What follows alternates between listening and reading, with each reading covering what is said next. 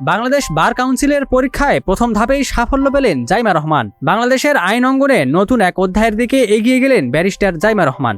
বাংলাদেশ বার কাউন্সিলের অধীন আইনজীবী তালিকাভুক্তির প্রথম ধাপের বহু নির্বাচনী পরীক্ষায় উত্তীর্ণ হয়েছেন তিনি। শুক্রবার রাতে ফলাফল প্রকাশ করে বাংলাদেশ বার কাউন্সিল।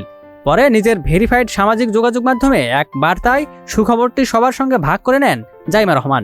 তিনি লেখেন, আলহামদুলিল্লাহ, দেশে আইন পেশায় যুক্ত হওয়ার লক্ষ্যে বার কাউন্সিলের প্রথম ধাপের পরীক্ষায় অংশ নিয়েছিলাম। মহান আল্লাহর অশেষ রহমতে আমি উত্তীর্ণ হয়েছি। জানা গেছে, এবারের পরীক্ষায় তিনি বিএএফ শাহীন কলেজ কেন্দ্রে অংশগ্রহণ করেছিলেন। বার কাউন্সিলের তথ্য অনুযায়ী চলতি বছরের এই পরীক্ষায় আবেদন করেছিলেন 37,080 জন প্রার্থী। তাদের মধ্যে প্রথম ধাপে উত্তীর্ণ হয়েছেন 9,201 জন।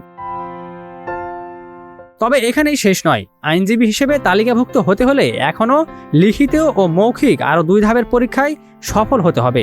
সব ধাপ পেরোতে পারলেই দেশের বিভিন্ন আদালত ও ট্রাইব্যুনালে আইন পেশায় আনুষ্ঠানিকভাবে কাজ করার সুযোগ পাবেন তারা। Ikramuzzaman, news flash 71।